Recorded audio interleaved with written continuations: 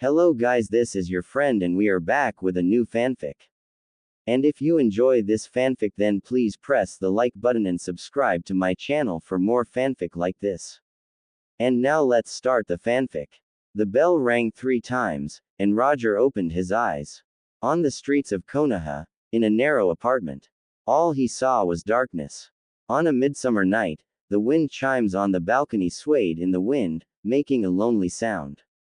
At this time, a strange soul descended upon Konoha and took over Naruto's body. Ding. The take it easy system is loading. 7%. Roger had a severe headache and everything in front of his eyes was blurry and blood red. Am I going blind? It hurts. Hiss. It's just a game. Do I have to die suddenly for this? How will I go to work tomorrow? I'm just about to transition to a full-time position. I've almost made it. As the pain gradually subsided, Roger opened his eyes, and in the dim light, he saw a strange and cluttered room. The air was filled with a faint stench, and the walls were covered with old, moldy, pale yellow wallpaper. Clothes and books were scattered messily on the wooden floor. Roger seemed to realize something and looked down at his hands. His pupils dilated slightly, and with a cry, Roger fell backward. My hand has shrunk. System loading progress 13%. A mechanical synthesized voice echoed in his mind, and fragments of memory suddenly pierced into Roger's mind, causing him to scream in pain and roll over on the bed. Voices kept drilling into his ears like ants, the pain almost making him faint. Is it that child? How disgusting. I told you not to play with him. Who knows what that freak might do? It was that fox demon who killed the Yondaime Hokage. Naruto, do you have the will of fire? Hokage-sama is the most powerful person in the village and is the one who protects us. Naruto, you have to work hard to become Hokage too. Hokage. Are you kidding me? Roger's head throbbed painfully. The surroundings were pitch black, with 2 small holes not far away. He stumbled over, using all his strength to press his eyes against them, and saw there are people outside, all kinds of people. Their eyes were full of disdain, indifference, and resentment. Get lost. You monster. I won't sell anything to you. Get out. Why don't you just die? How can you still have the courage to live in this world? You monster. The cold emotions mixed with pain surged in his heart, almost suffocating Roger. He turned over, gritted his teeth, and pounded his chest with all his might, and only then was he able to catch his breath. System loading progress 17%. Roger suddenly opened his eyes.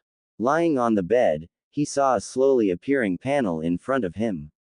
He had read many novels and played many games, so he roughly understands his current situation.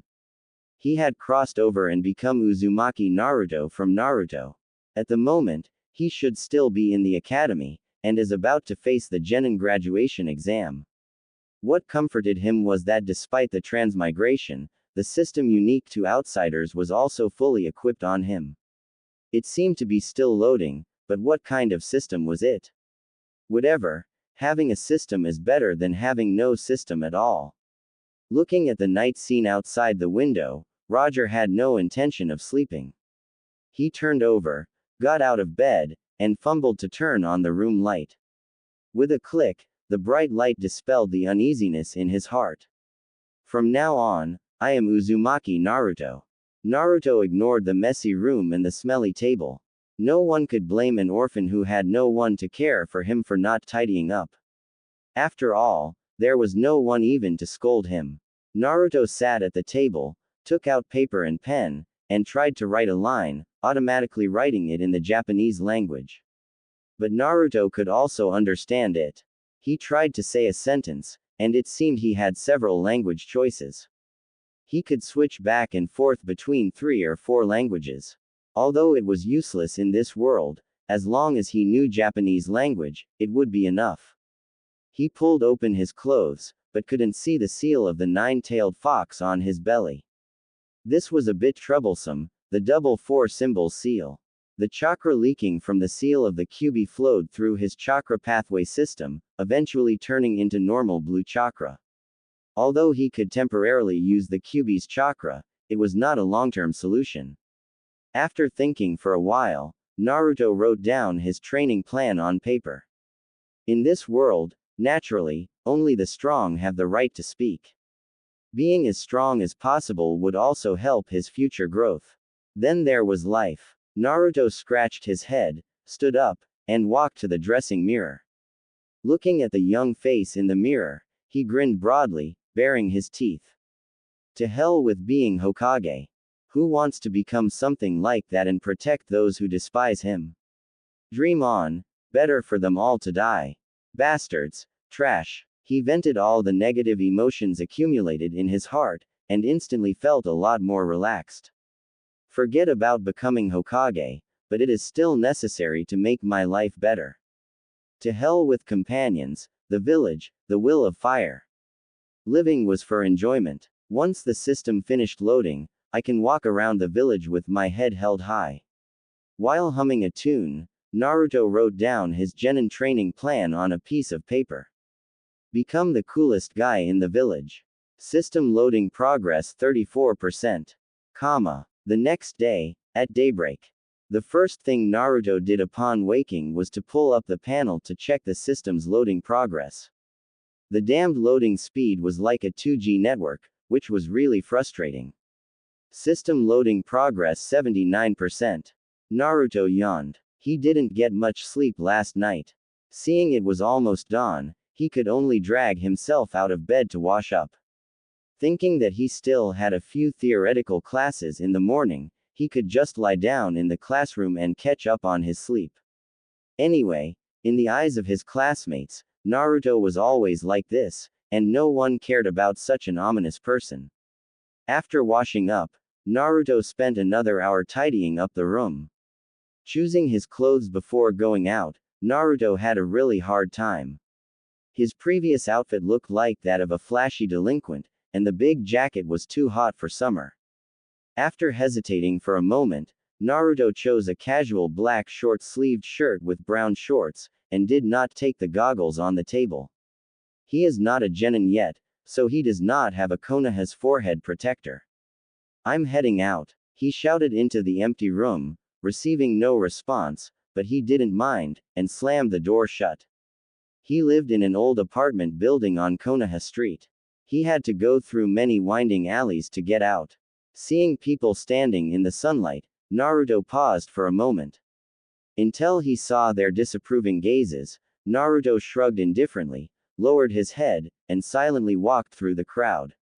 The villagers' expressions were cold and indifferent, their eyes casting disdainful glances at Naruto before quickly looking away. System loading progress 87%. At the academy, Shikamaru lazily scanned the crowd and then seemed to notice something. He nudged Choji next to him and pointed in a direction for Choji to look over there. Isn't that Naruto? Choji stopped eating his chips. Did he get beaten up on the road again? That should be it. Shikamaru showed a pair of dead fish eyes. Those people are really excessive. Choji threw the last chip into his mouth, crunching it loudly. The two then swaggered towards the crowd, using advantage of Choji's round body to their advantage, squeezing through the crowd surrounding Naruto. After all, no matter how powerful these people who bullied Naruto were, they wouldn't dare to offend the Ino-Shikacho clans. Ah, it's Taiko and his gang. A group of 3 boys, led by Taiko, blocked Naruto's path. One of them, who is shorter than Naruto, shoved him. Yukai, I heard your dream is to become Hokage. Shikamaru and Choji squeezed through the crowd just in time to hear the question. They thought Naruto would refute it, then loudly declared that he was going to be the man to become Hokage. However, Naruto remained unusually quiet. Sunlight streamed through the gates of the academy, casting a black and white line at his feet. Naruto stood in the sunlight, his blonde hair seemed to have lost its former sharpness, but he didn't shy away, and his gaze is fixed intently on Taiko. The childishness in him had faded, crushed by indifference. It was as if he had become a different person. Everything from before was like ashes, blown away cleanly by the summer breeze. Your eyes are disgusting. Keep staring, and I'll beat you up. System loading progress 99%. Another person stepped forward and shoved Naruto, causing him to take a few steps back. The surrounding people just watched, chatting and laughing among themselves, with no intention of stepping forward to stop it. Damn it. Those guys from the small clans are too much. Choji was so angry that he was about to step forward to stop them. Shikamaru sighed, then said, "What a drag," as he slowly walked towards Naruto too. System loading progress 100%. Option 1. Push down the 3 people in front of you and loudly declare that your dream is to become a Hokage stronger than the Yondaime Hokage. Reward. Proficiency in the 3 basic techniques. Option 2. Deny your dream of becoming Hokage and avoid conflict. Reward. The side effect of chakra disorder in your body disappears. Naruto saw the panel, but seeing that no one around him reacted, he immediately determined that he was the only one who could see it. Relieved, he focused on the options. The 3 basic techniques were crucial for the graduation exam at the academy. Mastering them would ensure his graduation.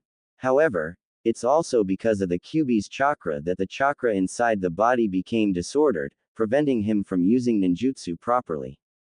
One option was a shortcut, directly solving the immediate graduation issue. The other addressed the root cause of the chakra disorder. Even if he still needs to spend time practicing the 3 body technique afterwards, it looks more worthwhile. That, Naruto-kun. Hinata, who appeared out from nowhere, said timidly. What did you just say? I can't hear you clearly. The tall boy named Taiko didn't seem to hear what Hinata said and looked directly at Naruto. As for Hinata, Taiko completely disregarded her. Naruto-kun didn't do anything wrong. Hinata, though scared, mustered her courage to speak. What nonsense are you talking about? It's disgusting. Taiko said rudely, not wanting to listen to Hinata at all. I don't want to be Hokage. Unlike you, I'm not that childish. That's your ridiculous dream, isn't it? Naruto said, but it's also quite sad. With your current strength, you might not even become a shinobi in the future. Naruto said mercilessly as he pushed the leading Taiko hard. Do you think you can become Hokage? Does anyone in your clan have what it takes? You can't. Neither can they. What are you saying? Taiko stammered as he took a step back and looked at Naruto shock. Naruto's gaze remained sharp as he stared straight at the leader, Taiko. People change, Taiko. Go back and ask your father. Believe it or not, I can burn your house down tomorrow and nothing will happen to me. Use that muscle-bound brain of yours to think carefully about what you can and cannot do. Pitui. What a joke. Naruto spat in Taiku's face and left with a grim expression. Anyway, this is not the first or second time he has skipped classes, he was just doing it openly this time. Taiko was stunned, recalling Naruto's ferocious tone just now, and didn't dare to say a word. You're lying. We're not like that. The ashamed and angry voices of the 2 people came from behind. Naruto's words seemed to have hit their sore spot. The boys who wanted to become Hokage were insecure and sensitive. Having their dreams laid bare in the sunlight made them jumpy. The reward was successfully distributed. After a mechanical prompt, Naruto felt a cool sensation throughout his body, like drinking a cold drink on a hot day. He tried to sense the flow of chakra within him. He could now feel the direction of his chakra flow, which had become active and resonant compared to before. It was like a spring suddenly boiling, with every cell in his body being nourished by chakra, bringing a refreshing sense of comfort. Naruto couldn't help but shout, feeling a sense of elation. Shikamaru, did I hear that right? Choji tugged on Shikamaru's clothes and asked as he watched Naruto leave. Naruto said he doesn't want to become Hokage anymore. Wasn't that his dream? Why suddenly? Who knows? Shikamaru's dead fish eyes shifted, and he said indifferently, that guy was really scary just now. Besides, what's so great about being Hokage? Busy all the time, no time to relax at all. Enough about that. Naruto's gone. Choji said, if Iruka-sensei catches him skipping class, he's in for it. Hinata stood in an inconspicuous corner of the crowd, watching Naruto leave with a conflicted expression. Class was about to start, but she was afraid that something might happen to Naruto. Naruto-kun must be in pain right now, right? Thinking of this, Hinata clenched her little fists. At this moment, she really wanted to chase after him, but she lacked the courage. Just stepping forward to help had used up all her bravery. Now, in front of so many people. Without Naruto, the academy was unusually quiet. When Iruka learned that Naruto had skipped class, he lost his temper as usual. No one was messing around with paint buckets, and no one was causing a ruckus in the academy. Everything seemed very harmonious. Until sunset, Iruka did not find any trace of Naruto on the Hokage rock. The most mischievous kid in the class seemed to have vanished from the face of the earth. Just as Iruka started to panic, a soft voice called out. Iruka-sensei. Hinata, what are you doing here? Iruka turned his head and was slightly stunned. The girl stood timidly in the orange sunset. She lowered her head and dared not look at him, her face flushed, as if she had been caught doing something bad. I came to look for Naruto-kun. The girl's voice was barely audible. Naruto-kun didn't come to class all day.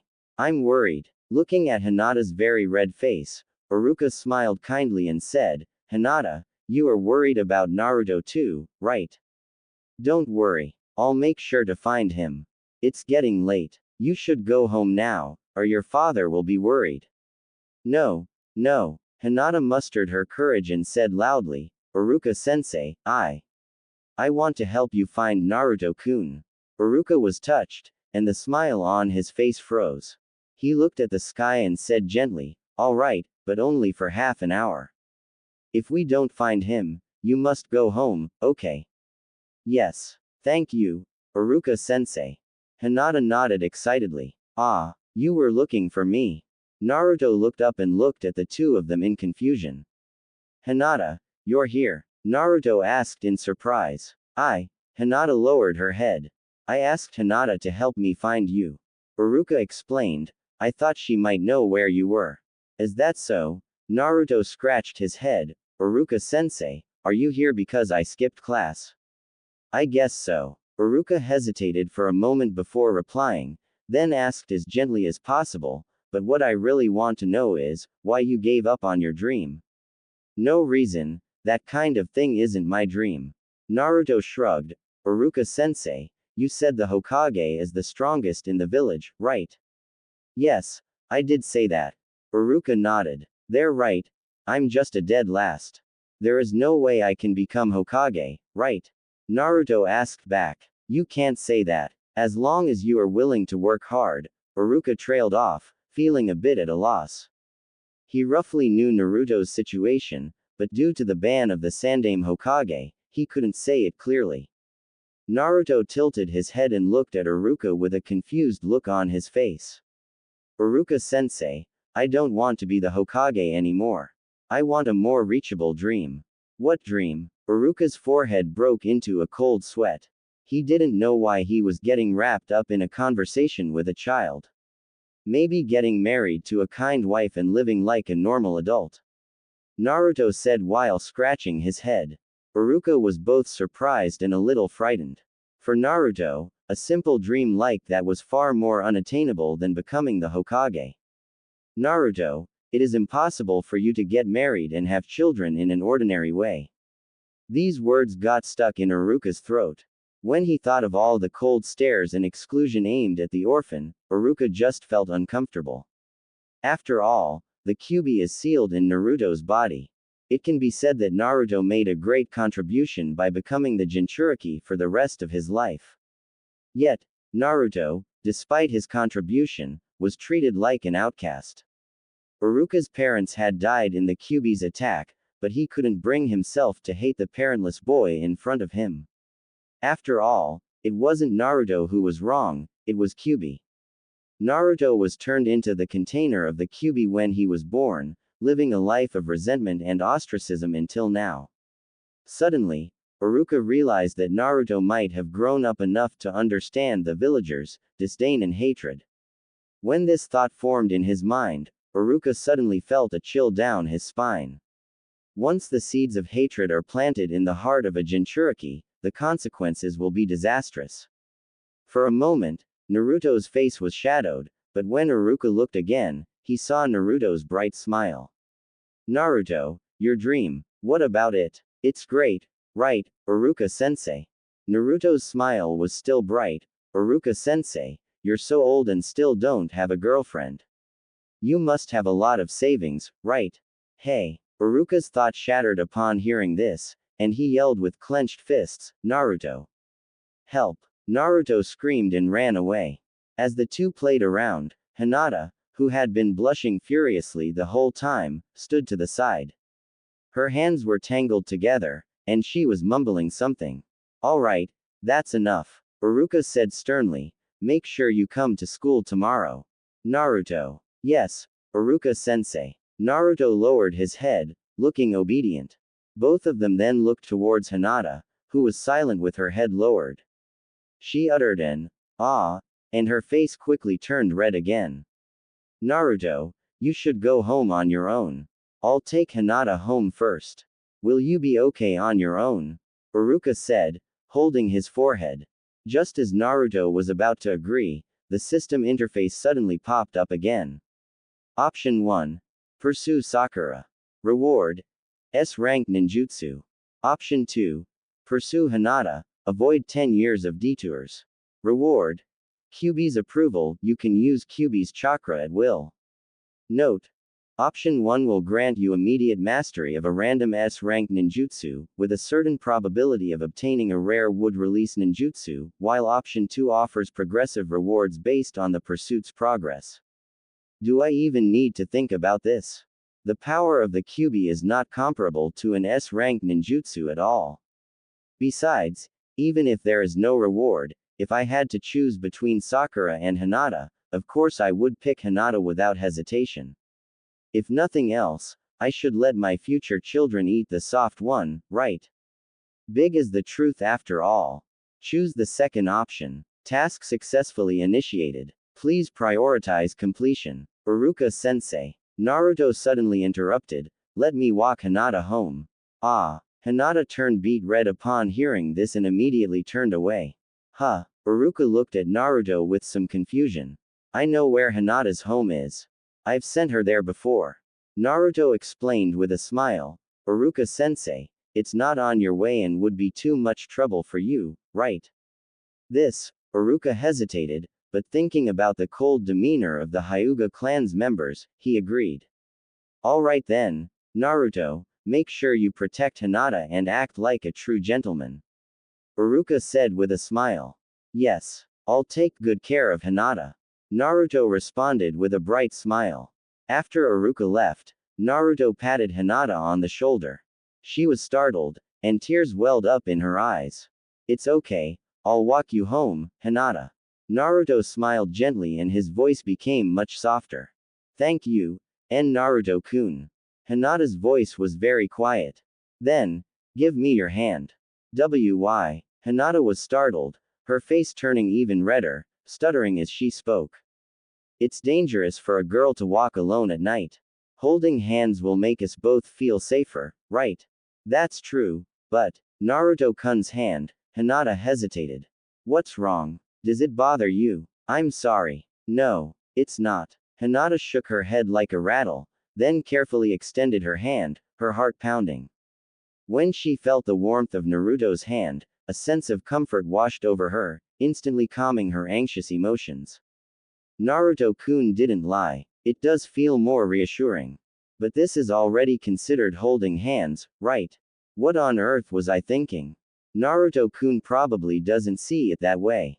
Looking at Naruto walking ahead of her, Hinata suddenly felt a wave of panic. Naruto-kun is truly a kind person at heart. Naruto, who was walking in front while holding Hinata's hand, was completely unaware of Hinata's thoughts. Feeling the Kyuubi's chakra overflowing from his body and constantly circulating in his chakra pathway system, he couldn't help but feel delighted. Sure enough, it succeeded. Naruto sent Hinata to the gate of the Hyuga clan's compound and stopped.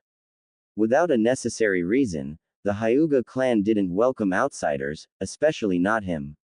Thank you for walking me home, Naruto-kun. Hinata bowed to Naruto, her ears red, her slender neck flushed. I should be thanking you. After all, Hinata, you were looking for me. Naruto waved at Hinata. Have a good night's sleep, Hinata-chan.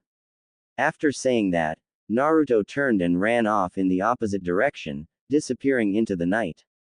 Hinata lost herself in the calls of Hinata-chan, and whispered softly while clinging to the wooden door. See you tomorrow, Naruto-kun. With a creak, the apartment door was opened from the outside. The dim hallway light sliced into the entranceway like a blade, elongating Naruto's shadow and casting a monstrous image on the shoe cabinet. He lowered his head to change his shoes, and turned on the light. Naruto stood on the balcony, feeling the breeze while a bowl of instant noodles on the small table behind him steamed. He had intended to buy some vegetables, but it was too late, and he was chased away with disgust. If there had been more people around or if Naruto had gone earlier, perhaps the shopkeeper wouldn't have shown such a disgusted expression. He wasn't sure if the Anbu were still monitoring him, or if his words from earlier in the day had reached Sandaime Hokage's ears. After all, a Jinchuriki was the village's most potent weapon. If their attitude toward the village changed, it could lead to disastrous consequences. But Naruto didn't care. He had no thoughts of revenge against the village. He didn't even harbor any dark thoughts in his mind. He just wanted to take it easy. It's cool to take it easy, okay. With a system at his side and being the reincarnation of Asura, why not take the easy path if the system's power surpasses that of the Kyuubi and possibly any other force in this world? In order to gain everyone's recognition, the original Naruto wants to become the Hokage and protects those who discriminated against and bullied him even if it means risking his life. This is too ridiculous. People live in this world to show their own value, not to gain value from others. When you walked on the streets and being looked at with disdain by others, you will feel inferior and sensitive, which leads to guilt and disappointment. This is a people-pleasing personality, hoping to be recognized and accepted by others. The current Naruto is no longer the original Naruto. He knew well that always being a nice guy would only lead to being looked down upon. There was no need to seek others' approval, and all he had to do is learn to make peace with himself. To live as an ordinary shinobi and lead a fulfilling life. They are the ones who are wrong. After all, they are the people who wanted to benefit from the Kyuubi, but don't want to pay the price. What was called protection was, in reality, PUA, manipulative emotional abuse. Becoming Hokage wasn't Naruto's dream, but the dream of the Sandaime Hokage, Sarutobi Hiruzen, and the ambition of the higher-ups. They hope that Naruto will serve the village like the Yondaime Hokage. The summer night's moonlight was gentle, enveloping Konoha. The night breeze brushed past the balcony, lifting Naruto's hair from his forehead, and his gaze gradually became clear. He doesn't want to be a Hokage, nor does he want to be recognized by others. He just wanted to live a mundane life and become stronger. The instant noodles had gone a bit cold, but Naruto finished them without changing his expression. After washing up, he lay on his bed and slowly closed his eyes. The next day, not long after Naruto left his house, he ran into a kid with a big white hat and a blue scarf on the way. This kid was none other than the grandson of the Sandaime Hokage, Konohamaru. Konohamaru was hiding behind a camouflage cloth against the wall. Seeing Naruto staring at him, he arrogantly shouted. What are you looking at? Can't you see I'm practicing my ninjutsu here? My grandpa is the Hokage. Get lost. Konohamaru glared at Naruto, who was dazed by his scolding, and felt a bit disappointed, thinking that this person was no different from others. As soon as he hears that I am the Hokage's grandson, he will definitely listen to me and do what I say. However, Naruto smiled, took out a few 100 ryo bills from his pocket and handed them to Konohamaru. A disappointed look appeared on Konohamaru's face and he waved his hand impatiently. Get lost, I don't want your money. This is your medical expenses and nutrition fees. You're dead meat, Naruto said, then proceed to give Konohamaru a beating. While hitting him, he also cursed aloud. You think being the Hokage's grandson makes you special? Who doesn't have a Hokage relative? In the academy, Naruto sat in the back row with a tired face as he yawned. No one bothered him today, but when he walked into the classroom, he could still feel the disgusted glances directed at him. On the podium, Iruka folded his lesson plan, cleared his throat, and said, "Tomorrow is the graduation exam. This morning, there will be a mock exam on the transformation technique, and in the afternoon, there will be a mock exam for practical classes." As soon as he finished speaking, the classroom became lively. Boys and girls whispered to each other, some were happy, some were nervous. Transformation technique, huh, I'm good at that. Do you think I can draw the transformation technique in the graduation exam tomorrow? I'm not sure. The exam content is to randomly select one of the 3 basic techniques. The probability is, about 1 in 3. The first place must be Sasuke again. He has excellent grades in all subjects. The dead last is definitely that person. Haha. That's true. He looks like he doesn't have a brain and always does annoying things. I heard that he has failed the graduation exams for 2 years. This year, he probably won't graduate either. That kind of person, even if he graduates, he won't become a shinobi, right? Wherever he goes, he's a failure. It's really a sad and gloomy life. If I were him, I'd rather die. I definitely would have no face to live in this world anymore. Iruka, who was sitting on the podium, also heard some of the gossips and looked unhappy. However, he couldn't do anything about it, so he could only knock on the desk to get the class to be quiet. Everyone, go outside and line up, one by one. While waiting in line boringly, Naruto yawned again. Shikamaru noticed this and asked in confusion, "Where did you go last night?" "The instant noodles expired and gave me a stomachache." Naruto replied. "Sigh, can't you cook something yourself?" Shikamaru rolled his eyes at him. "At our age, we should be able to make some simple dishes. Don't take the things you can easily do for granted, you idiot." Naruto bumped his shoulder into Shikamaru lightly. "At least Tsuki-san won't give me a cold shoulder. Buying groceries on a daily basis is too conspicuous and troublesome, okay?" Hearing this, Shikamaru was slightly stunned. He suddenly realized the cold stares Naruto usually received. What seemed like simple things to him might not be so simple for Naruto. "I'm sorry, Naruto. Why are you apologizing so politely?" Naruto glanced at Shikamaru speechlessly, and then he shifted his gaze to the girl with long pink hair who was taking the exam. Haruno Sakura is even cuter in reality than in the manga, and her skin looks very fair among all the girls. The sound of crushed chips came from behind Shikamaru. Choji stood behind Shikamaru, and his small eyes swept over Shikamaru and Naruto, taking in everything that had just happened. The blonde Ino stood one position ahead of Naruto and, while turning to look for Sasuke, happened to see Naruto's gaze on Sakura. Seeing this, her lips couldn't help but curve into a smirk. "Naruto, what are you looking at?" Hearing this, Naruto turned his head and saw Ino's mischievous and gossipy smile. "Sasuke doesn't like women. What?" Ino's face instantly fell, her eyes wide with shock, feeling like she had been hit by a ton of bricks. "Damn you. What did you say?" "Hey, Ino, don't get worked up. Let go, Ino. Naruto will die." Choji didn't even have time to eat his chips before rushing forward to mediate. "Let go. I'm going to bite this bastard to death." Damn it, the furious Ino was being restrained by Choji, and she desperately tried to beat up the annoying Naruto in front of her. Seeing this, Shikamaru hurriedly separated the two. At this moment, Iruka's angry voice was heard in the classroom. "Quiet out there. Uchiha Sasuke, perfect score." With Iruka's approving voice, the students crowded at the door, trying to see the scene inside. As expected of Sasuke. "That's the Uchiha clan's genius, a perfect score.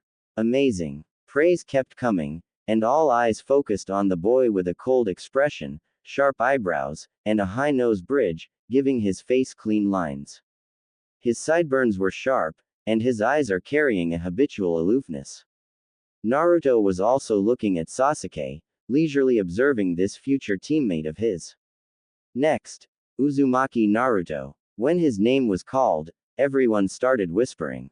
They discussed quietly while occasionally glancing at Naruto. The dead last guy, is he going to use his sexy technique again? Ha ha ha. That's how he was kicked out by Iruka-sensei last time. How obscene. People who use that kind of ninjutsu are so disgusting. The discussion even made Sasuke, who was leaving, to turn around and glance in the door's direction. Naruto happened to enter the classroom at this time, noticing Sasuke's gaze as he turned around. The assessment was brief, typically not exceeding a minute, so Sasuke didn't leave, and chose to stand there. After a moment of silence in the classroom, Iruka's voice, tinged with hesitation, announced, "Uzumaki Naruto, perfect score." A perfect score. He got a perfect score too. The students outside the door showed surprised expressions, and the surroundings fell silent. That guy who was always the dead last had scored perfectly in the exam. Even though the three basic techniques didn't represent the final overall score, it was a crucial part of the ninjutsu assessment. If someone got a perfect score in the three basic techniques, it meant that they were sure to graduate.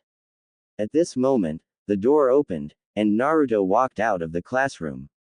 His gaze swept over everyone, finally stopping on Sasuke in the distance.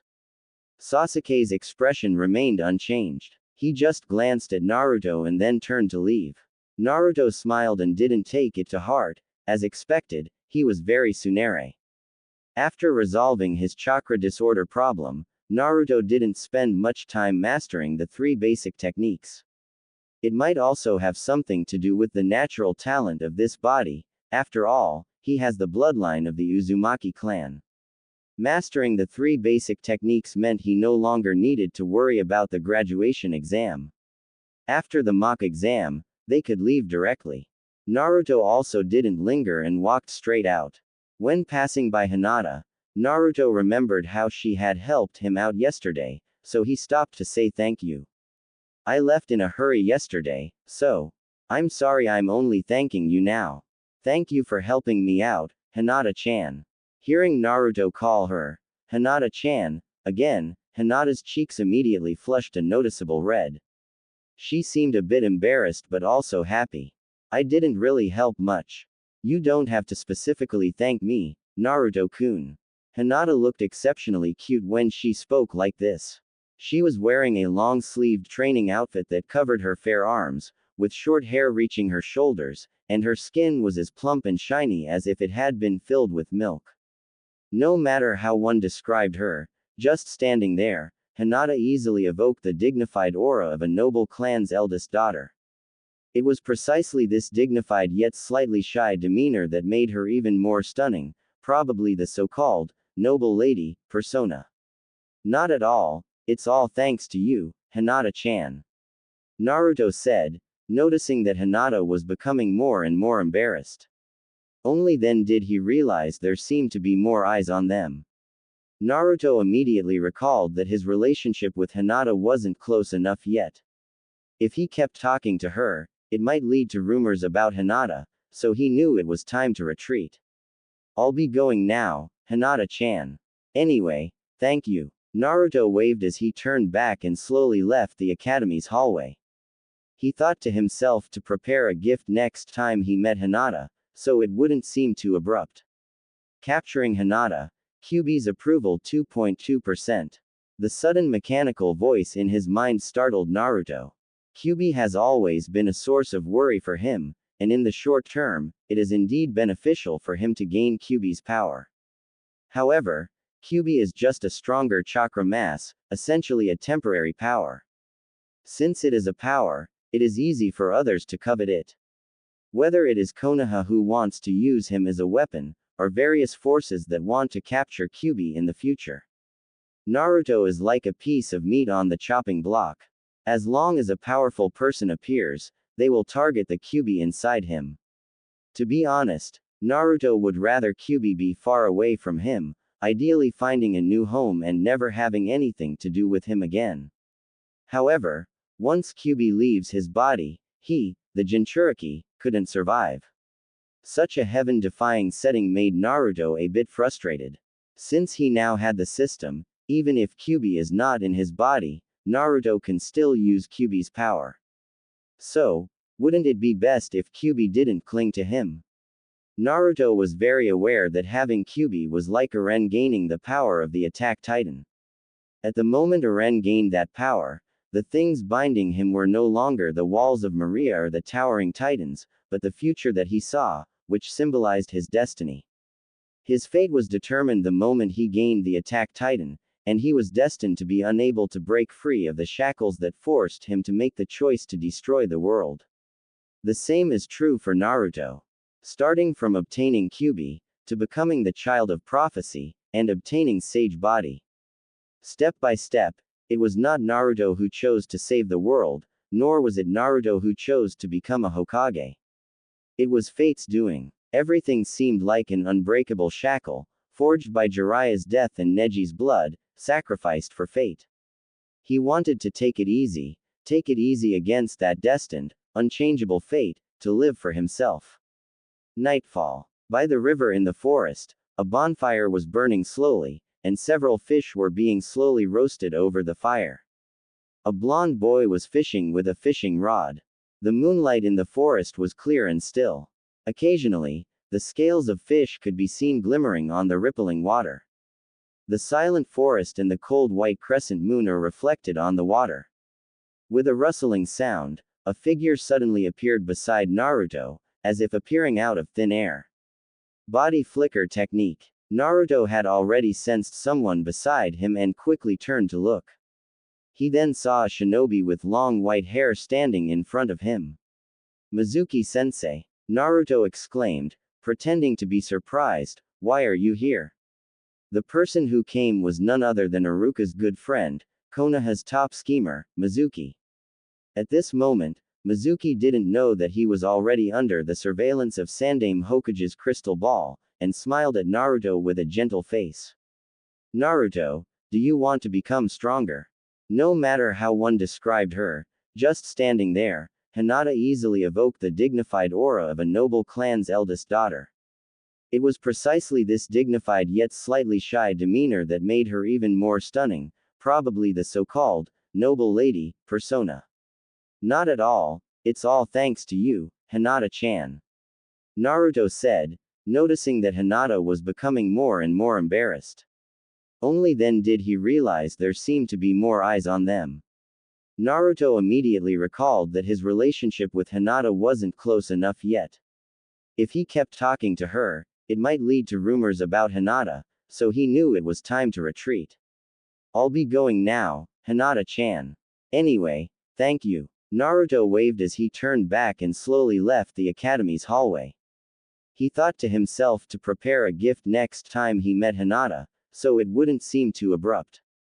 Capturing Hinata, Kyuubi's approval 2.2%. The sudden mechanical voice in his mind startled Naruto. Kyuubi has always been a source of worry for him, and in the short term, it is indeed beneficial for him to gain Kyuubi's power. However, Kyuubi is just a stronger chakra mass, essentially a temporary power. Since it is a power, it is easy for others to covet it. Whether it is Konoha who wants to use him as a weapon, or various forces that want to capture Kyuubi in the future. Naruto is like a piece of meat on the chopping block. As long as a powerful person appears, they will target the Kyuubi inside him. To be honest, Naruto would rather Kyuubi be far away from him, ideally finding a new home and never having anything to do with him again. However, once Kyuubi leaves his body, he, the Jinchuriki, couldn't survive. Such a heaven-defying setting made Naruto a bit frustrated. Since he now had the system, even if Kyuubi is not in his body, Naruto can still use Kyuubi's power. So, wouldn't it be best if Kyuubi didn't cling to him? Naruto was very aware that having Kyuubi was like Eren gaining the power of the Attack Titan. At the moment Eren gained that power, The things binding him were no longer the walls of Maria or the towering titans, but the future that he saw, which symbolized his destiny. His fate was determined the moment he gained the attack titan, and he was destined to be unable to break free of the shackles that forced him to make the choice to destroy the world. The same is true for Naruto. Starting from obtaining Kyuubi, to becoming the child of prophecy, and obtaining sage body. Step by step, it was not Naruto who chose to save the world, nor was it Naruto who chose to become a Hokage. It was fate's doing. Everything seemed like an unbreakable shackle, forged by Jiraiya's death and Neji's blood, sacrificed for fate. He wanted to take it easy against that destined, unchangeable fate, to live for himself. Nightfall. By the river in the forest, a bonfire was burning slowly, and several fish were being slowly roasted over the fire. A blond boy was fishing with a fishing rod. The moonlight in the forest was clear and still. Occasionally, the scales of fish could be seen glimmering on the rippling water. The silent forest and the cold white crescent moon are reflected on the water. With a rustling sound, a figure suddenly appeared beside Naruto, as if appearing out of thin air. Body flicker technique. Naruto had already sensed someone beside him and quickly turned to look. He then saw a shinobi with long white hair standing in front of him. Mizuki-sensei, Naruto exclaimed, pretending to be surprised, why are you here? The person who came was none other than Iruka's good friend, Konoha's top schemer, Mizuki. At this moment, Mizuki didn't know that he was already under the surveillance of Sandaime Hokage's crystal ball, and smiled at Naruto with a gentle face. Naruto, do you want to become stronger? Naruto was momentarily stunned by Mizuki's question. He looked at Mizuki and blinked. Mizuki-sensei, what do you mean? Mizuki's mental state was a bit strange, giving people an indescribable sinister vibe. It was as if he were under the influence of some hallucinogen, making him appear particularly evil. To be honest, even though Naruto was mentally prepared, he was still shocked the moment Mizuki's face appeared. Tomorrow is the academy graduation exam, right? Mizuki asked. Yeah. Naruto nodded. Then Naruto, are you sure you can pass the exam? Mizuki asked, his eyes narrowing slightly, scrutinizing Naruto with a half-smiling gaze. Well, you know me, Mizuki-sensei. Naruto scratched his head, pretending to be embarrassed. I'll probably have to delay the graduation again this year. Then, do you want to become stronger, Naruto? I happen to know a secret that will definitely help you pass the graduation exam. Hearing this, Naruto's eyelids twitched slightly. If Mizuki knew that Naruto had gotten a perfect score on the transformation technique test this afternoon, he wouldn't be saying this to Naruto now. However, Naruto had not seen Mizuki at the academy today, so it was normal for him not to know about this, which meant that Mizuki had not looked for Iruka, but had come directly to him. Mizuki must be in a hurry due to some sudden change, pushing him to trick Naruto into stealing the scroll of seals. But the problem was that the scroll of seals was a conspiracy of the village's higher-ups. Naruto was also extremely speechless about this. Are you guys worried about the mental state of the Kyuubi's Jinchuriki? Are you afraid that the Jinchuriki will develop hatred towards the village? Now you are going to so much trouble to brainwash me with the idea of comrades, recognition. What were you doing before? Speaking of which, this village is also strange. The brain circuits of the higher-ups seem to be in the gutter. If their purpose was to protect the information about the Jinchuriki and keep people from knowing Naruto as the Yondaime Hokage's son, then what the hell was the point of leaking the news about Kyuubi? They tried their best to block the news that Naruto was the son of the Yondaime Hokage, but allowed the rumor that Naruto was a demon fox circulating. This is really double standards, blatantly adding insult to injury. Not even capitalists act this way. They refused to pay compensation and then mentally manipulated him. They let villagers target him, yet brainwash him to protect the village.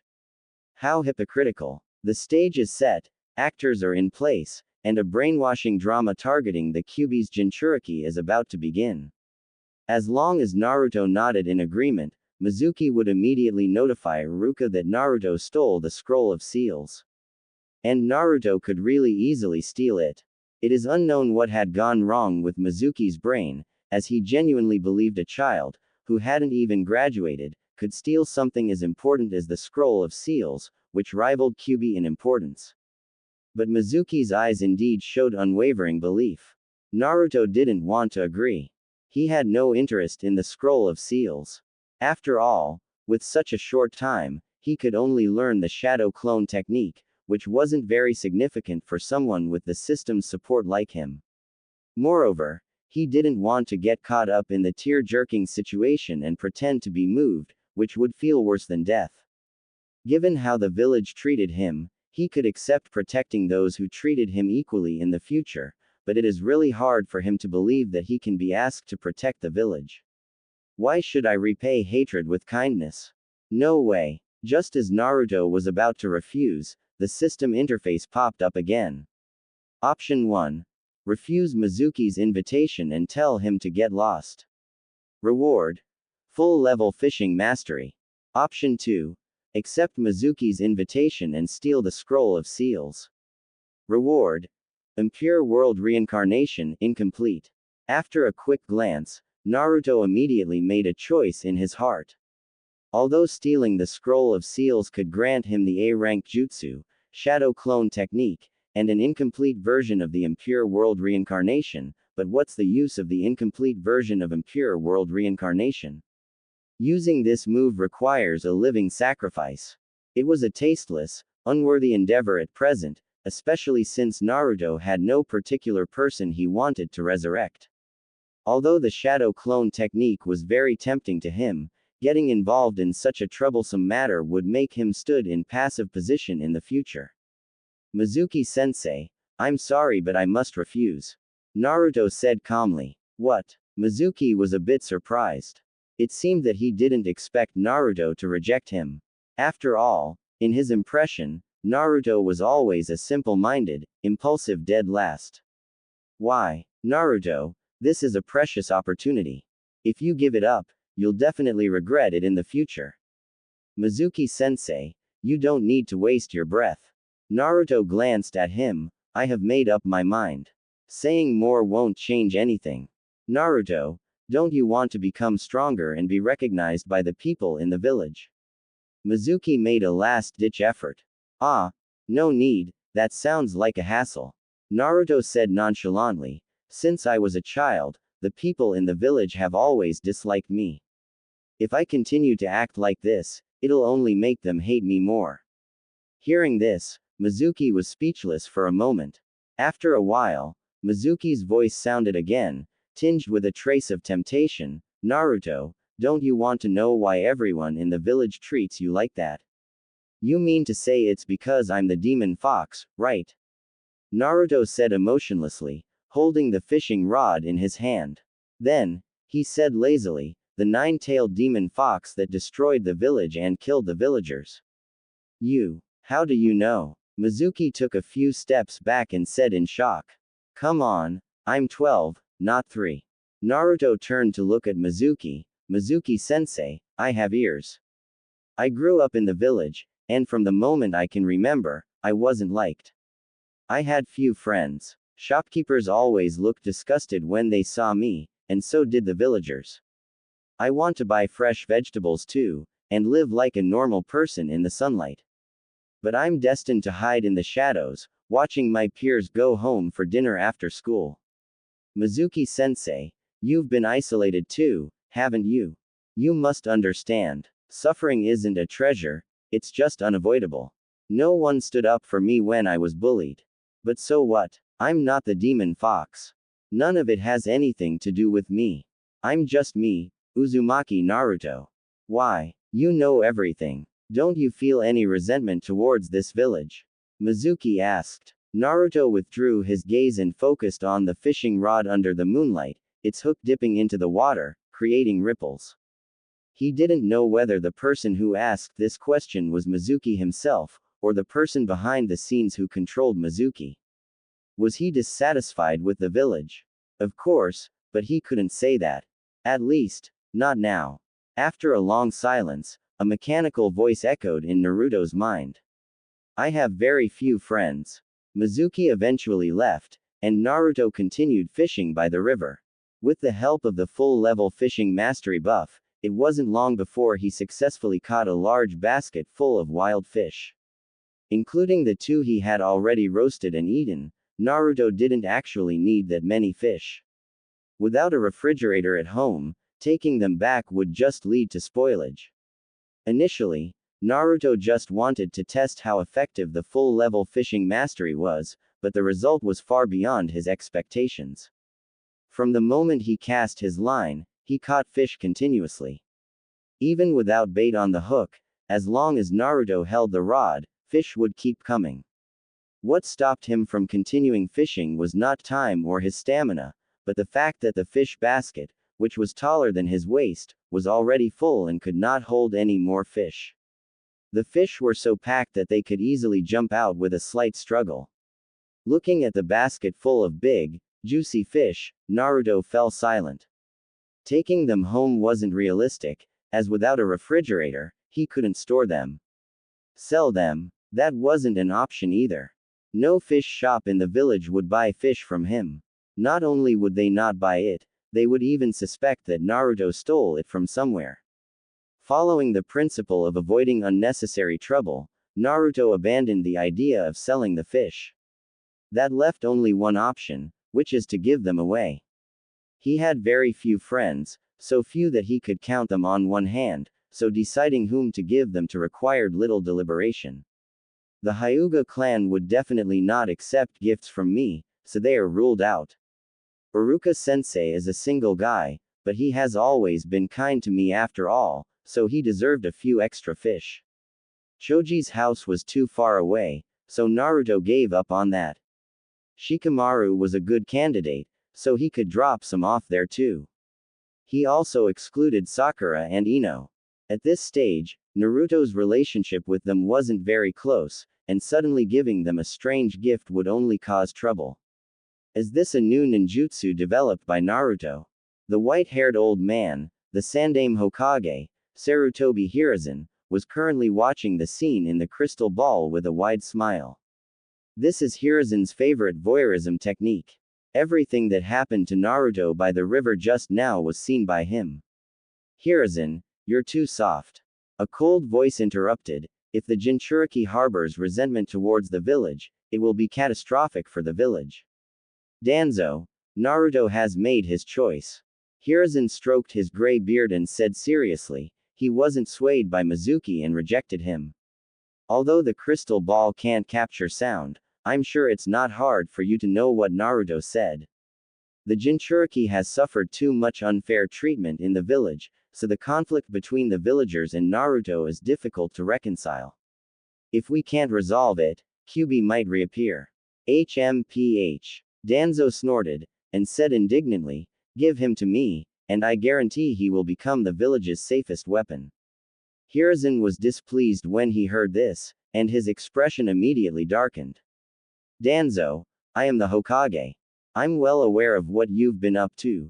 Danzo, you should take care of yourself. Naruto is an important companion of the village, not a cold weapon. The root has gotten enough weapons, you don't need to worry about Naruto's affairs. Faced with Hiruzen's warning, Danzo was obviously unconvinced, but there's nothing he could do about it.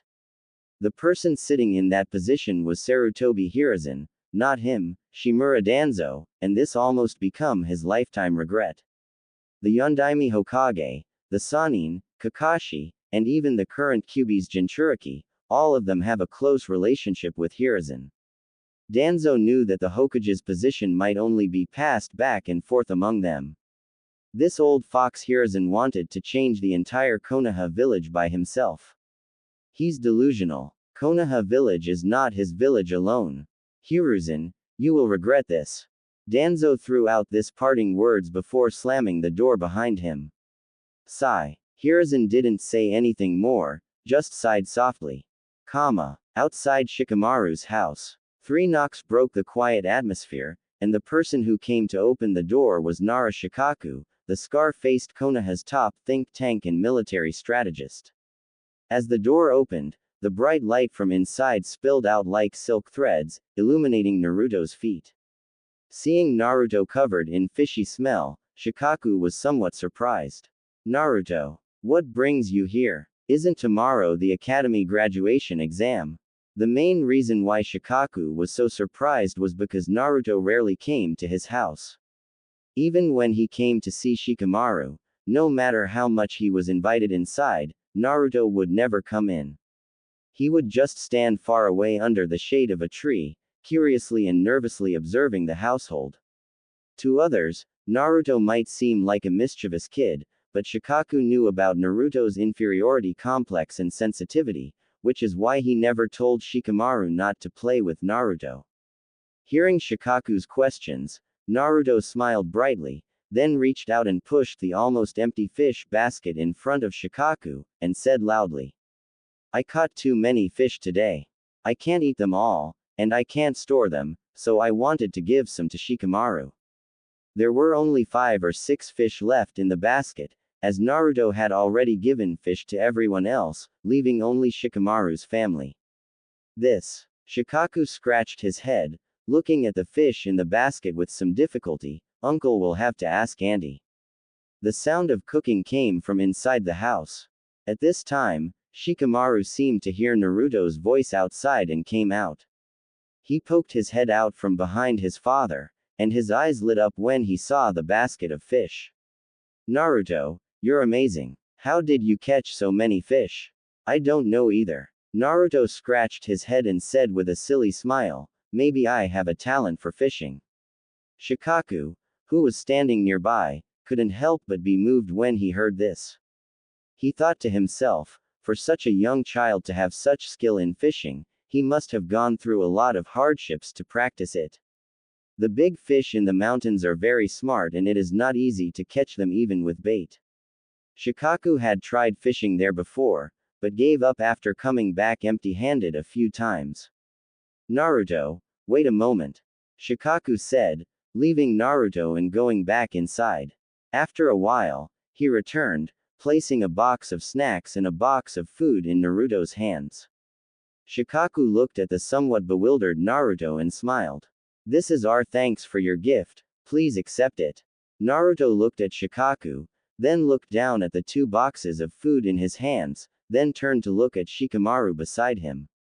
Take it, Shikamaru said, looking nonchalant as he held his head. If my mom finds out you didn't accept it, she would probably feel so guilty that she couldn't sleep all night.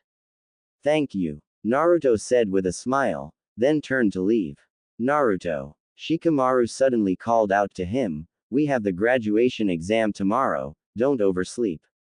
Got it. Naruto waved his hand, seemingly taking the advice to heart.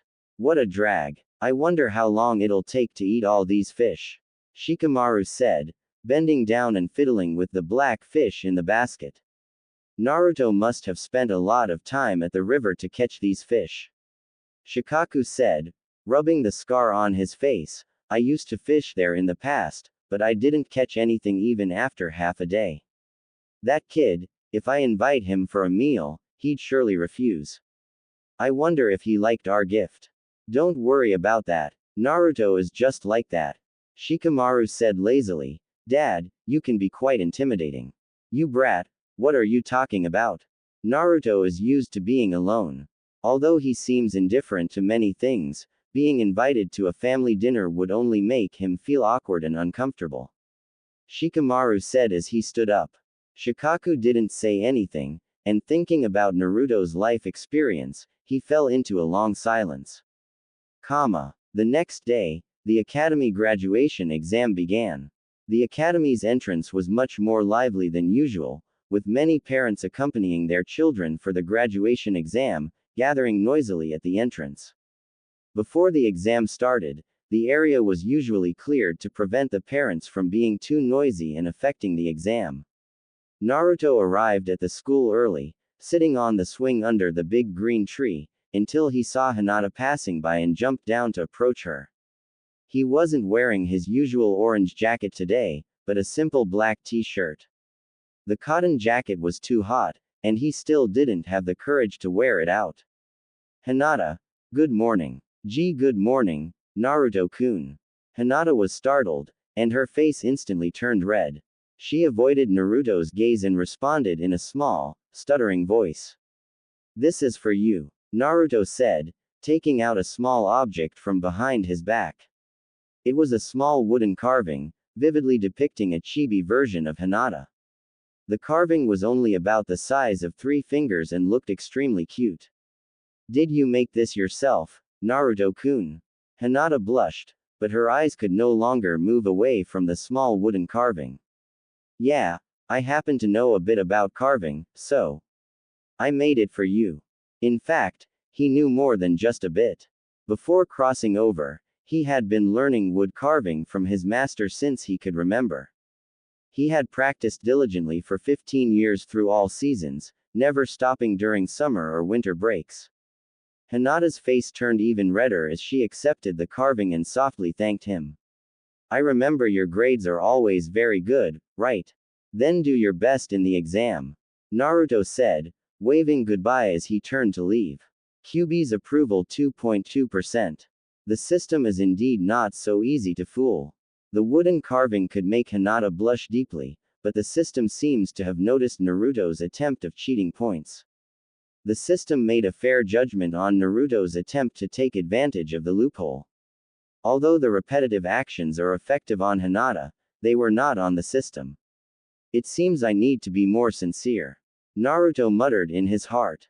At this time, Hinata was still very cute, but she's even more reserved than in the anime. She wore a tracksuit and had short hair that reached her ears. Although she speaks in a soft voice, she is very polite to others and has all the attributes of a perfect wife. She is a perfect young lady in every aspect. To be honest, Naruto couldn't understand why such a girl would like him. What did Hinata see in me? The graduation exam was held in a separate classroom. Before that, the students taking the exam would be gathered in a large classroom and wait for their names to be called. The exam begins. Uruka's stern voice rang out, followed by the electronic bell of the academy. The exam time was short, with one of the 3 basic techniques chosen for the content. Naruto's class was scheduled for the first session, and after 10 minutes, a few students had already completed their exams. Not many people can receive the forehead protector. It's roughly a third of them. And this is just the graduation exam.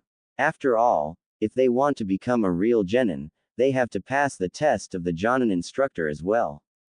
Haruno Sakura. Present. Naruto caught a glimpse of a pink figure quickly ran towards the adjacent classroom. He happened to be sitting by the door and could easily hear Uruka's voice. The clone technique. Yes, Uruka-sensei. Very good, excellent score. Sakura's excited voice could be heard. Thank you, Uruka-sensei. Clone technique. Huh, Naruto muttered, thinking back to his own practice and finding it not too difficult. The passing standard was to create a clone with almost no flaws, and creating 2 would be considered excellent. As for the perfect score, the conditions are very harsh. For example, Naruto recalled he had seen Sasuke created 3 indistinguishable clones in the clone technique test some time ago. So it can be seen how hard it is to get perfect score. Sasuke was called next. Before he left the classroom, he glanced at Naruto sitting by the door. Seeing this, Naruto raised an eyebrow but didn't say anything. Uzumaki Naruto. After about half an hour, Naruto's name was finally called. To his surprise, Naruto drew the body replacement technique, which is a more difficult ninjutsu. Although it is also one of the basic ninjutsu, it was a step above the transformation technique and clone technique in difficulty. The main challenge lay in the speed of forming the hand seals. The assessment criteria for the body replacement technique are speed and accuracy. Speed tested how fast one could form the hand seals, and accuracy tested the perfection of the technique. If one put their heart into it, passing wasn't difficult, and with effort, it was possible to obtain excellent score. Hey, someone drew the body replacement technique. Someone in the class shouted, and all of a sudden, Those who had taken the exam and those waiting for their turn all gathered around the doors of the examination classroom. What kind of bad luck did Naruto have? He actually drew the body replacement technique, which we rarely see. Shikamaru mumbled, frowning slightly. Everyone felt that it doesn't matter which subject Naruto draws, after all, based on his skill, he will fail. However, after eating the fish Naruto had caught yesterday, Shikamaru suddenly felt a sense of guilt. He vowed not to laugh no matter how funny it was, feeling it would be wrong to do so. This wasn't a joke, as it could affect his karma. Ha ha ha. I hope that guy doesn't transform into something weird. Ino laughed gleefully while slapping Shikamaru's back. Remember the last time he did the body replacement technique? He turned into a half-human, half-log thing. It had me laughing so hard I almost couldn't breathe. Shikamaru didn't react and just shrugged. That's what Naruto is like. He tries so hard but still can't perform the technique properly. The exam didn't take too long, and Iruka's voice, tinged with hesitation and a hint of surprise, could be heard. Perfect score. What did Iruka-sensei said? Perfect score. Ino asked, looking at Shikamaru with a questioning gaze. Why ask me? Shikamaru replied indifferently.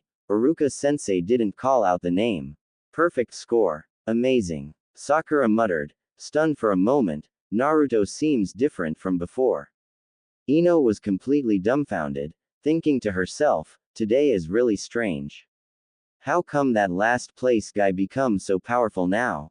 Tisk, that guy, Inuzuka Kiba muttered and walked away with the white puppy on his head.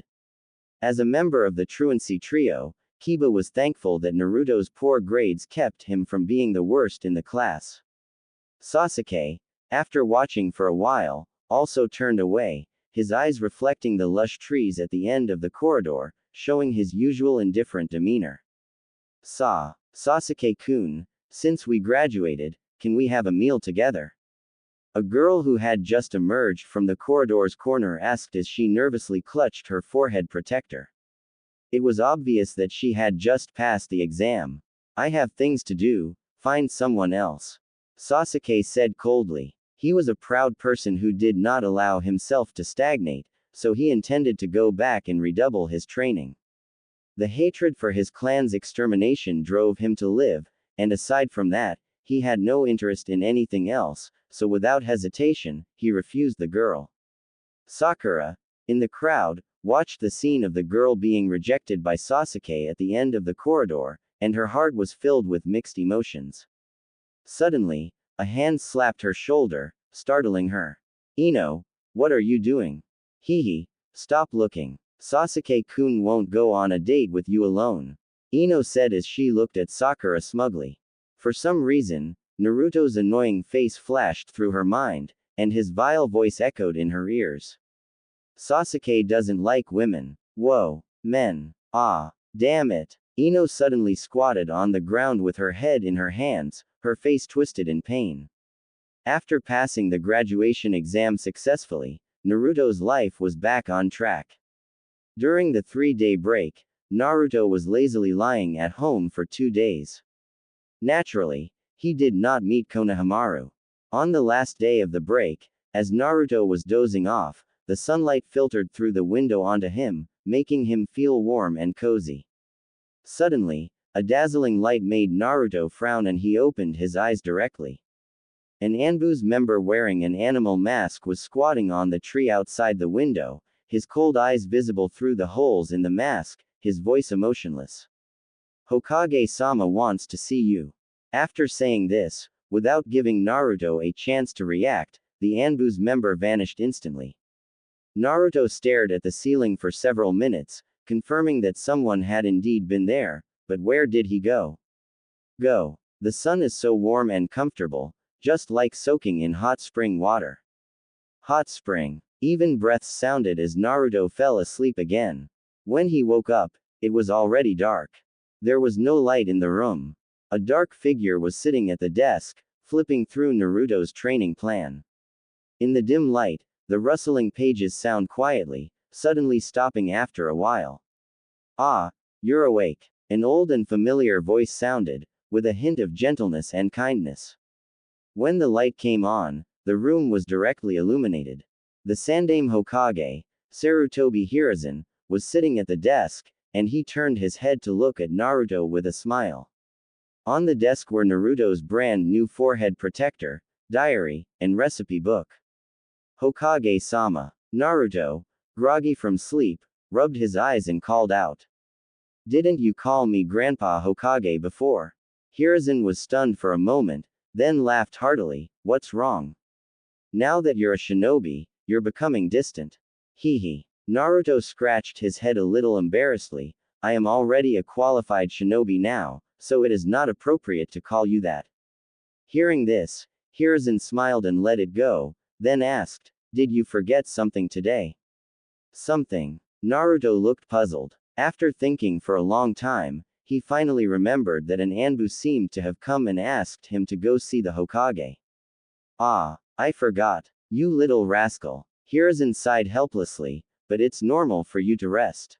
Hokage-sama, is there something you want to talk to me about? Naruto asked. Well, it's not really something important.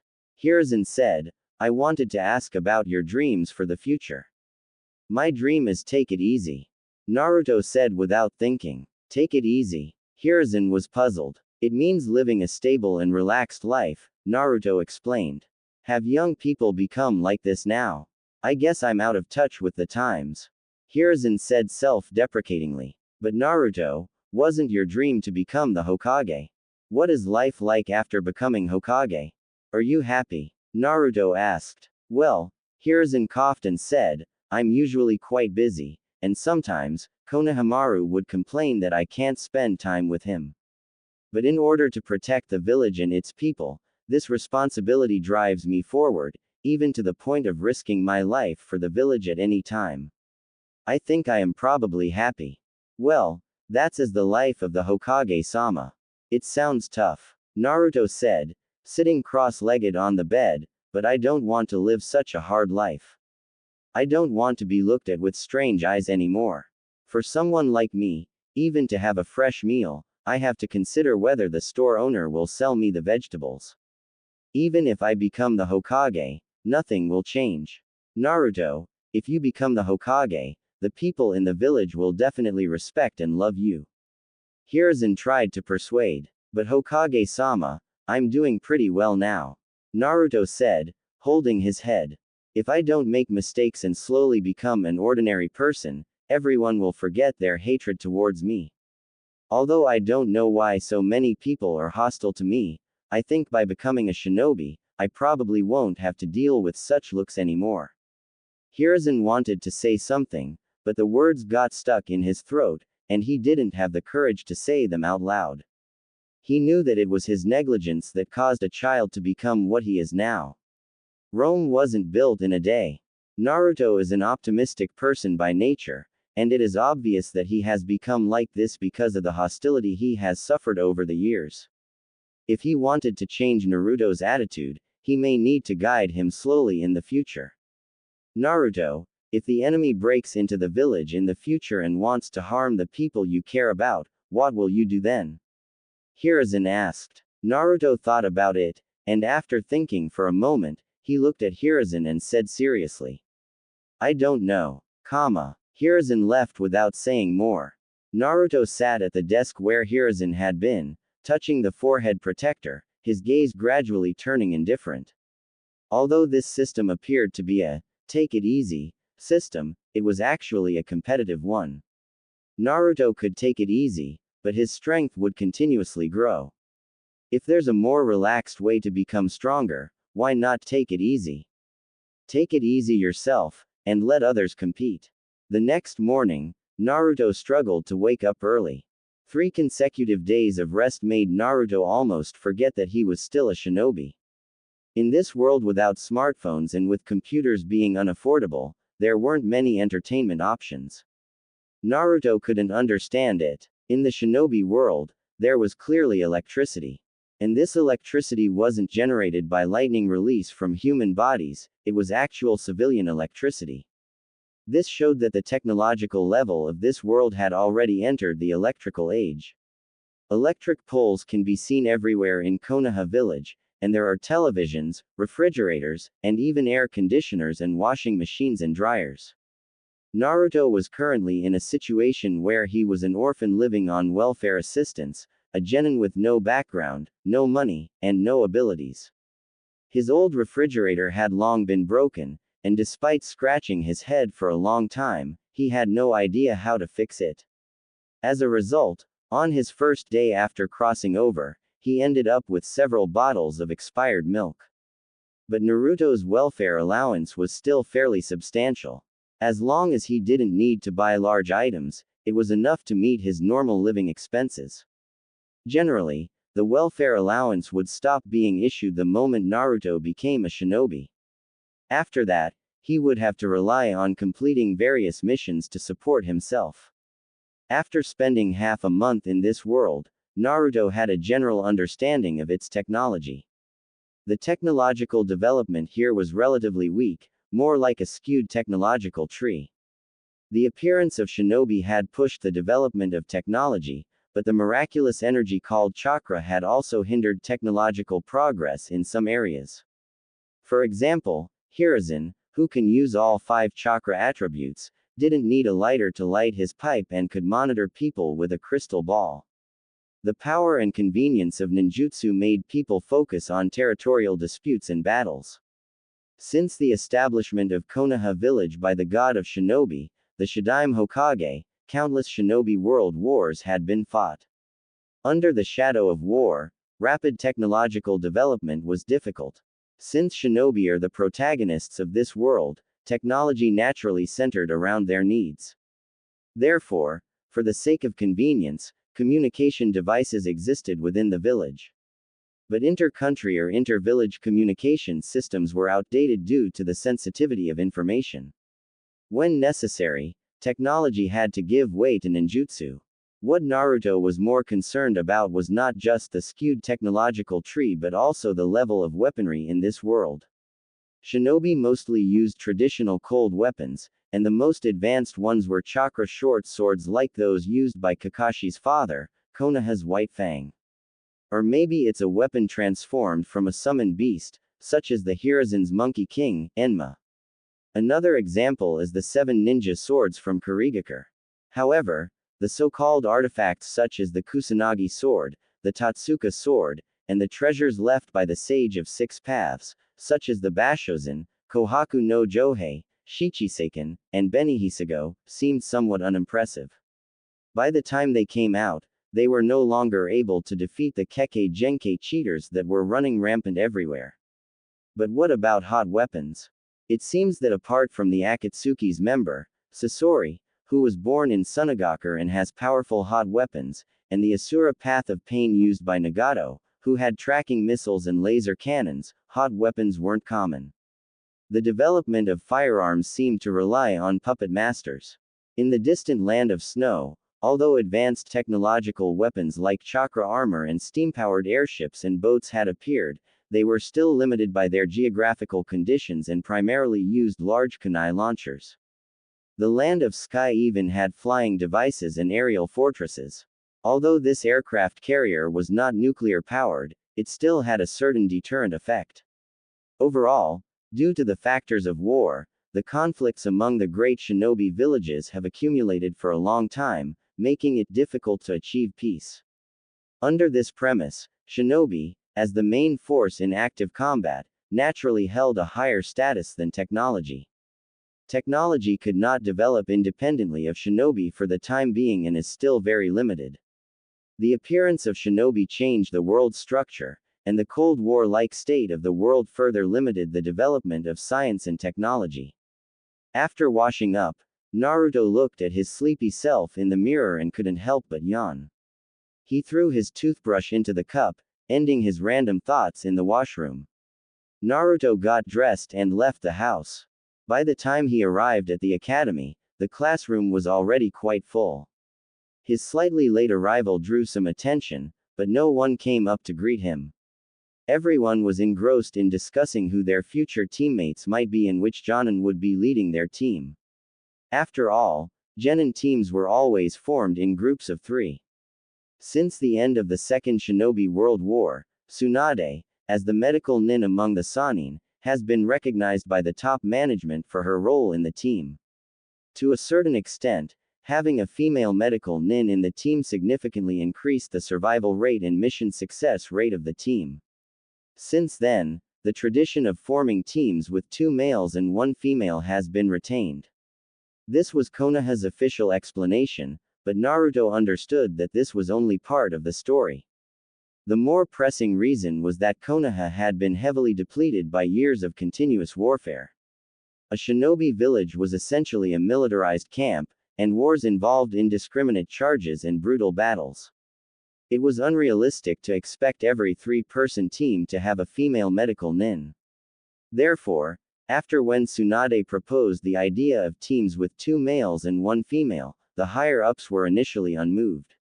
Some even thought it was an overly idealistic idea proposed by Tsunade because she was too sad after her brother, Nawaki's death. However, the continuous wars eventually forced the higher-ups to accept Tsunade's proposal. The high casualty rates had left Konoha with few people to send to the battlefield. In the end, even the young ones had to fight. If they don't equip the team with medical nin, it seemed that even the elderly and women might have to take up kunai and fight. Naruto, aren't you curious about who your teammates will be? Choji asked, nudging Naruto, who was daydreaming with a blank expression. Not curious at all. I couldn't care less, Naruto said, resting his head in boredom. Even if others are nervous, why are you 3 joining the excitement?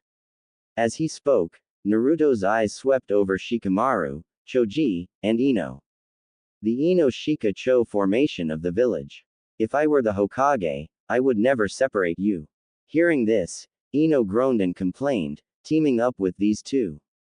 How annoying. What a drag. Shikamaru muttered. Hee. Shikamaru seemed quite happy, perhaps because this way he wouldn't have to part with his childhood friends. Maybe it was because they had grown up together. Shikamaru and Choji never saw Ino as a girl. And Ino, whose eyes were always on Sasuke, also had a tomboyish personality. Team 7's first intelligence S. Iruka entered the classroom to announce the team arrangements, and sure enough, they were arranged in teams of 3. Team 7. Hearing this, Naruto was momentarily stunned. The first on the list was Team 7. It must have been a decision made after much consideration by Sandame. However, will the team arrangement be different from that in the original work? The first place in this graduation exam is me, the second is Sasuke, and the third is Sakura. If they only look at the results, wouldn't it be a bit biased to put us all in the same team? Haruno Sakura. When called, Sakura froze for a moment, then became nervous again. Uzumaki Naruto. Sure enough, Naruto had already guessed the result. Sakura on the side seemed a little happy. After all, who wouldn't want to have a strong companion? After coming to Naruto's body, Naruto didn't stick to her, so Sakura didn't hate Naruto, and the 2 of them still had a normal classmate relationship. Even though Naruto was determined to take it easy, his strength was unmatched among his peers. This aroused Sakura's curiosity, making her feel like Naruto had grown up overnight. She is curious, but not to the extent of having a liking for him. Uchiha Sasuke. As soon as the name was called, Sakura stood up instantly, with uncontrollable joy on her face. Yay! Troublesome. Sasuke snorted in displeasure. Next is Team 8. Iruka's voice rang out again. Naruto listened quietly, realizing there was no difference from the original work. Suddenly, he seemed to sense something and turned sharply, looking at the back corner on the right, just in time to lock eyes with Hinata. Hinata quickly looked away, her face burning like a clumsy peeper. After the team assignment was over, Sasuke did not leave immediately. Let's go out and have a meal together, Naruto suggested. Sure. Sakura seemed very happy. She glanced at Sasuke beside her and agreed to Naruto's suggestion without thinking. In her heart, she silently gave Naruto a big thumbs up. I'm not going. Sasuke refused coldly. Hearing this, Naruto wasn't too surprised. He stopped and turned to look at Sasuke, then asked, "Are you unconvinced and want to go home to train? What does it have to do with you?" Sasuke's eyes were filled with detachment and indifference. If it were anyone else treated like this, they might get angry, but Naruto completely ignored this young Avenger's tsundereness. "Let's get straight to the point, your attitude is just a waste of time," Naruto said. "We are already companions, and that can't be changed." "So what? What? Don't you even know what the power of teamwork is?" Naruto looked calmly at Sasuke. "Do you know what the power of cooperation is?" "I don't need companions." Sasuke coldly glanced at Naruto and then tried to leave. "Sasuke." Sakura was caught in the middle and reached out to grab Sasuke. "Forget him," Naruto said. "He's just a self-righteous brat. If you don't want to get stronger and just want to waste time, then go ahead and leave. Forever being a loser." "Say that again." Sasuke suddenly turned around and grabbed Naruto by the collar. "I'll say it 1,000 times." Naruto also glared at him. "I thought you were smart, but you're just an idiot." "You." Sasuke's face was as cold as ice. "Naruto." "Sasuke, stop it." Sakura stepped forward, grabbing their hands, trying to separate them. "Aren't we companions? He doesn't even consider you a companion at all. He only has himself in his eyes." Naruto said. "How can such a person have companions? I told you, I don't need any companions." Sasuke said. "I'm fine on my own, companions are just a burden." Sasuke. Sakura, who was sandwiched in the middle, forced a smile and gently persuaded, "Naruto just suggested having a meal together. Maybe he has something he wants to share with us. Naruto has gotten much stronger recently. He must have some good training methods. It's worth listening to." After the words fell, a trace of hesitation flashed across Sasuke's face. After a moment of struggle, he finally let go of Naruto. Naruto didn't mind this. His original intention was to provoke Sasuke to join them for a meal and discuss matters. Just as Sakura said, he had information he wanted to share with the two. For a long time to come, the three of them will be undertaking dangerous missions together, risking their lives. Any pitfalls they could avoid beforehand, they should. Hardships aren't treasures, and suffering isn't a blessing, it's just something people can't avoid. All hardships lead to despair. The three arrived at a barbecue restaurant, ordering a few plates of meat and some juice. It seemed that this was Sakura's first time grilling meat by herself, and she seemed a little restrained in front of Sasuke. Sasuke sat coldly with his arms crossed. He seemed to be here just to listen to what Naruto wanted to say. Relying on his experience of dinner parties before the crossing, Naruto skillfully brushed a layer of oil on the grill, followed by a layer of cheese. The cheese-covered barbecue soon emitted a fragrant aroma, whetting their appetites. "Naruto, do you eat barbecue often?" Sakura was slightly surprised. "Well, I don't really have the money for it. It's just that I hunt often, so I have some experience with grilling meat," Naruto said modestly. He then distributed the grilled meat to Sakura and Sasuke, and started grilling another batch in the same manner. "Thank you." Sakura blushed for a moment. "Thanks," Sasuke said somewhat awkwardly. After finishing a plate of barbecue, the atmosphere among the three eased considerably. Sasuke quietly ate his meat. Although his face still looked like an ice block, his furrowed brows have relaxed. "Delicious." Sakura took a sip of juice and exclaimed with satisfaction. Seeing that the timing was right, Naruto didn't beat around the bush. He wiped his mouth and stared at the two for a while before speaking. "Do you know the inside story about this team assignments?" Sakura shook her head and said, "This is something that Hokage-sama has decided. It's probably related to our grades." Sasuke asked indifferently, "What does this have to do with us?" "Of course, it matters," Naruto said. "Gathering intelligence is one of the most important aspects of shinobi's missions. Knowing yourself and your enemy is the key to winning 100 battles. In the future, we might cooperate with or confront other teams. After all, there is still the Chunin exam, right? That makes some sense." Sakura nodded thoughtfully. Naruto, do you know the inside story behind the team assignments? Of course. Naruto nodded and said, Team 8 consists of members from Konoha's reconnaissance clans. The Hyuga clan for visual scouting, the Inuzuka clan for scent tracking, and the Aburame clan for insect tracking. This team assignment should be the result of a discussion among Konoha's higher-ups, who considered everyone's traits and personalities for the team assignments. What's the point of knowing all this? Sasuke asked, but his current tone was less confrontational and more inquisitive. Of course, it's meaningful. From what I know, there is a female shinobi who is good at genjutsu among the Jonin. Naruto said, there's a high chance she will lead Team 8 this time. Genjutsu. Sasuke frowned. Based on what you said before, the higher-ups seem to want to nurture Team 8 as a reconnaissance team. Why did they assign a Jonin who is good at genjutsu to lead the team? That's true. It seems like genjutsu wouldn't be useful for reconnaissance, right? Sakura asked, also a little confused. Hehe. Iruka-sensei will introduce our Jonin instructors in the classroom this afternoon. But I sneaked into the office and stole the team assignment list. As he spoke, Naruto pulled a piece of paper out of his pocket.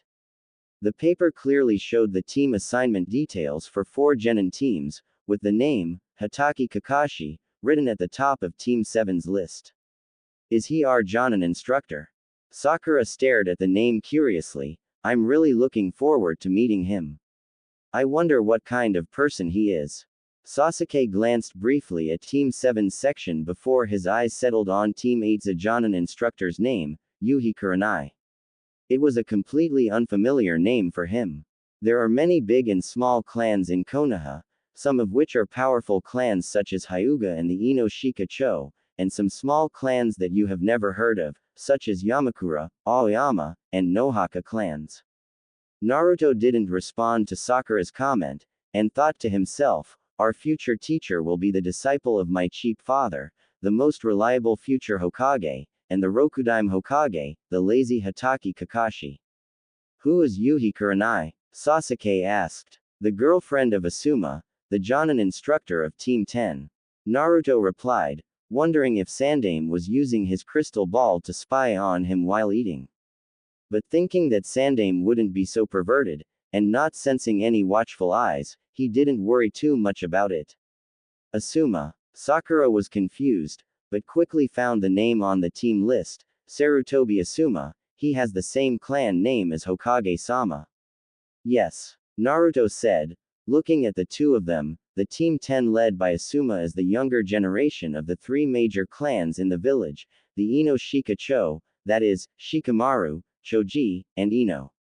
So, the younger generation of the 6 clans, Hyuga, Inuzuka, Aburame, Yamanaka, Nara, and Akamichi are all disciples of the Hokage-sama's family. And these 6 clans are staunch supporters of Hokage-sama, so it's not surprising they were grouped this way. Naruto, how do you know so much?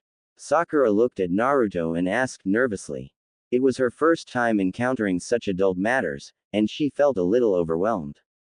Sasuke, however, remained calm. He still hadn't forgotten his original goal and stared at the list thoughtfully. Then, he looked up at Naruto and asked, so, you think there is a hidden purpose for assigning us to the same team? Congratulations, Sasuke-kun, you got it right. Naruto snapped his fingers. Nobles are in the same team as nobles, and civilians are naturally in the same team as civilians. Hearing this, Sasuke's eyes darkened as he glared at Naruto. That's it. Of course, there's more than that. Naruto suddenly smiled as he looked at Sasuke. Sasuke felt a chill run down his spine from being stared at by Naruto, and asked unhappily, why are you looking at me like that? Uchiha Sasuke. Naruto said with a smile, the Uchiha clan is known for its powerful combat capabilities, and it so happens that I'm from the Uzumaki clan. You might not have heard of it, but that doesn't matter. You just need to know that the Uzumaki clan is also very strong. And, having said that, Naruto glanced at Sakura, who had a dazed look on her face, and Sasuke, whose pupils were shaking. After a few seconds of silence, he lowered his voice and spoke, "Unfortunately, my clan was wiped out. Our team isn't just a commoner team or a fallen noble team, but the team of rare bloodlines." Naruto said, "Except Sakura, of course." He didn't reveal the truth about the Kyuubi just yet. After all, it was not appropriate to say it now. Sakura sat there in a daze, her hands on her lap trembling slightly. She was at a loss now. She originally thought that this team division was just her pure luck. At the same time, she also has her own little pride. Although her ninjutsu and practical results are not as good as Naruto and Sasuke, her theoretical results are the first in class and her overall rank was third. Although there is a certain gap between her and her two teammates, she believed that as long as she works harder, she could catch up to Naruto and Sasuke. However, when faced with the stark reality, her pride and self-esteem silently dissolved. It turned out that she was just a backdrop, an ordinary person. In Team 7, she was the one without any special traits. Both Sasuke and Naruto had unique backgrounds and talents, while the realization made her lose her appetite. She felt like she had fallen into an icy pit. Her stomach churned uncontrollably and she wanted to vomit. Sakura. Suddenly, a hand was placed on Sakura's shoulder, pulling her out of her spiraling thoughts. She looked up to see both Sasuke and Naruto staring at her. For some reason, their figures became increasingly blurred. "I'm fine," Sakura said, but the tremble in her voice betrayed her. Forcing a smile to cover her embarrassment, just as she wanted to say something else, she was startled by her own tears falling onto the table. The unexpected turn of events interrupted their meal and halted the information sharing. After leaving the barbecue restaurant, Sakura had calmed down. She apologized to the two for her earlier outburst, and both Naruto and Sasuke reassured her it was fine, bringing the trio closer. "Let's make these information sharing sessions a regular activity in the future. It'll benefit all of us," Naruto suggested, "but the contents must remain absolutely confidential." "I agree." Sakura raised her hand in agreement, smiling brightly. "Yeah." Sasuke nodded, which was considered as indicating his consent. Such sessions were indeed beneficial to them. Not only did they gain deeper insights about the village, it also increased the three people's sense of camaraderie within their small group. Naruto thought that with more trust and fewer unnecessary worries among them, their future days together would be much smoother. Just as Sakura was about to turn around and head back to the classroom, Naruto called out to her after a few steps. "Sakura." Sakura turned to look at Naruto in confusion. "What's wrong?" Naruto didn't say anything, but just pursed his lips at Sasuke, who still wore his usual stoic expression, beside him. "Young Master Sasuke has something to say to you."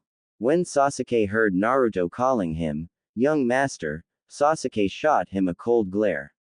"Sasuke." Sakura suddenly tensed up. Sasuke turned his face away proudly, and spoke after a long time, "We are companions."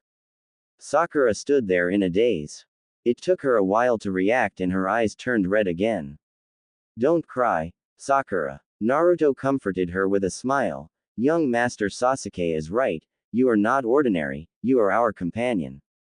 Actually, there's nothing wrong with being an ordinary person. If we had the choice, he and I would prefer an ordinary life, but..." As he said so, Naruto spread his hands helplessly. "You know, things don't always go as we wish." Afternoon, in the classroom. Team 7's members sat idly in the classroom, waiting for their Jonin instructor. Naruto, well aware of Kakashi's habit of being late, was already dozing off on his desk.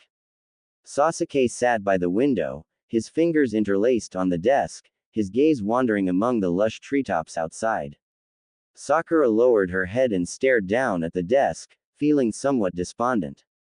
Although she had just been comforted by her companions, once the surroundings became quiet, she couldn't help but feel lost again. After what felt like an eternity, the classroom's door finally opened. The Jonin instructor of Team 7 arrived fashionably late, and the moment he stepped into the classroom, a lazy voice was heard first. Yo, sorry. I was accidentally late. I am your Jonin instructor, Hitaki Kakashi. The Jonin, who called himself Kakashi, probably in his early 20s. His silver hair stood up like a scarecrow's, he wore a black mask covering his face, and a forehead protector tilted to cover one of his eyes. He was dressed in a black combat outfit with a green Jonin vest, and his eye curved into a crescent as he spoke. Naruto was already awake when he heard the voice. The three of them then looked at Kakashi with a mix of expressions. Sensei, you're way too late. Naruto took the lead in complaining. Well, it's because I was helping an old lady cross the street, so, Kakashi scratched his head, giving a ridiculously far-fetched excuse. Liar. Sakura retorted. Kakashi, a bit embarrassed, laughed it off and quickly changed the subject. Anyway, follow me. We'll talk somewhere else. After the words fell, the three of them stood up and followed Kakashi out of the classroom. During this time, the three of them maintained a tacit silence. Kakashi had already gathered some information about the three from Sandame, one of whom was a survivor of the Uchiha clan's massacre, and the other was the Kyuubi's Jinchuriki. Uzumaki Naruto, the days ahead will not be easy. Walking ahead, Kakashi felt a slight headache. It's really hard to understand the decisions made by the village's higher-ups are doing. After making such decisions, they now wanted to train these two kids into shinobi.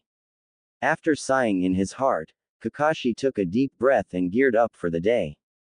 Early the next morning, Sakura was wearing casual clothes.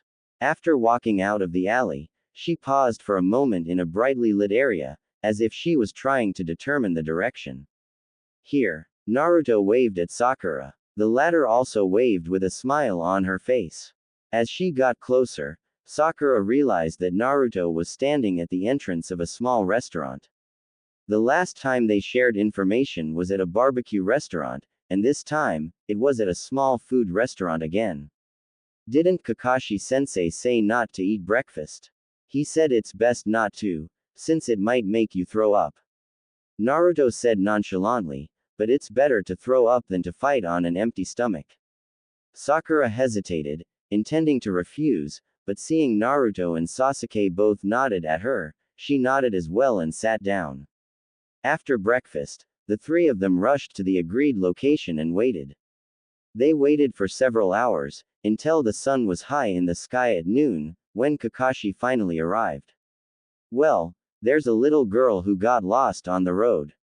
Kakashi smiled shamelessly, without any sense of guilt for being late.